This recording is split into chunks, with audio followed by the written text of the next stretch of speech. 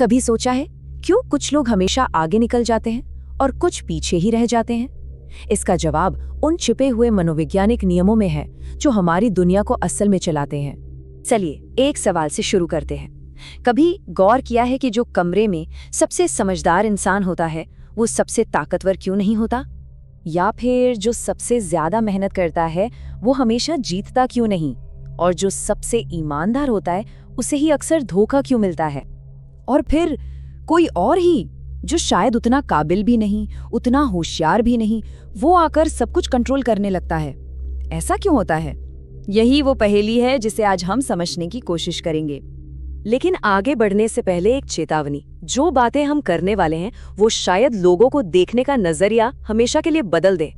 तो चलिए सबसे पहले समझते हैं पावर के सबसे बड़े पैराडॉक्स को, मतलब अच्छाई को हमेशा इनाम क्यों नहीं मिलता। एक सीधी सी बात है, पावर यानी शक्ति अच्छाई को इनाम नहीं देती, वो समझ को इनाम देती है। जो इंसान के स्वभाव को समझता है पावर उसी के पास जाती है।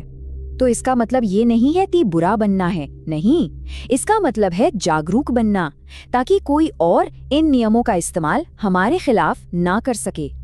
चलिए अब आते हैं धारणा की कला पर, यानी लोग आपको देखते कैसे हैं, इसका मैनेजमेंट। क्योंकि पावर के गेम में ये बात बहुत मायने रखती है कि असल में आप क्या हैं, इससे कहीं ज्यादा जरूरी ये है कि आप दिखते क्या हैं। तो पहला नियम, ये नियम है, अपने मालिक से कभी आगे मत चमको। सुनने में थोड़ा अजीब लगता है ना? क्योंकि हमें तो यही सिखाया जाता है कि अपना टैलेंट दिखाओ। देखिए, ज्यादातर लोग सोचते हैं कि टैलेंट को इनाम मिलता है, पर यह गलत है। असल में लोगों के ईगो को प्रोटेक्ट किया जाता है। जब आप अपने से ऊपर बैठे किसी इंसान को खतरा महसूस कराते हैं तो वो आपको प्रमोट नहीं करता, वो आपको रास्ते से हटा देता है। अब आते हैं नियम 6 पर, जो इस धारणा के खेल को और भी आगे ले जाता है। इसका मतलब है किसी भी कीमत पर लोगों का ध्यान अपनी ओर खींचना। आज की दुनिया में जहां सब कुछ ध्यान पर ही टिका है, वहां ये बहुत जरूरी हो जाता है। सीधी सी बात है, आज की दुनिया में गुमनाम होना एक तरह की मौत है। आप कितने भी अच्छे क्यों ना हो, अगर कोई आपको नोटिस ही नहीं करता तो उसका कोई फायदा नहीं। अच्छा, तो ये तो हुई धारणा की बात। अब थोड़ा आगे बढ़ते हैं और बात करते हैं ठोस रणनीति की, कि प्रभाव डालने का विज्ञान असल में काम कैसे करता है। और यहीं पर आता है नियम नंबर 15, जो संघर्ष से जुड़ा है।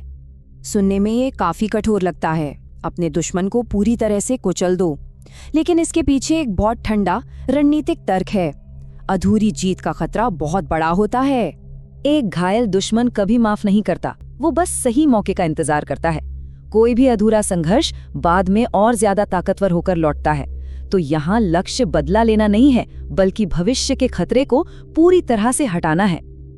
अब बात करते हैं दुखती रग की। ये नियम 33 से आता है।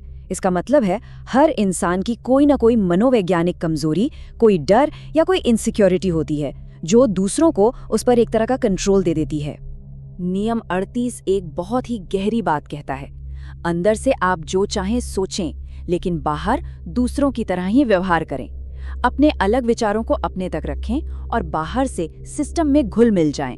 बगावत की योजना चुपचाप बनती है, सिस्टम को बदलने के लिए पहले उसमें टिके रहना जरूरी है। तो इन सब नियमों का आखिर मतलब क्या है?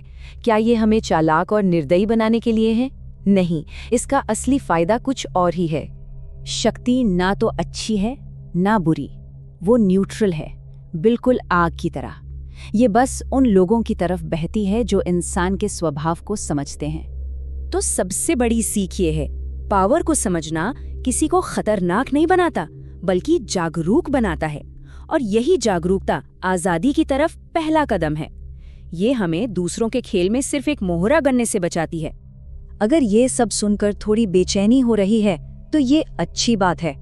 इसका मतलब है कि कुछ जरूरी सीखा जा रहा है।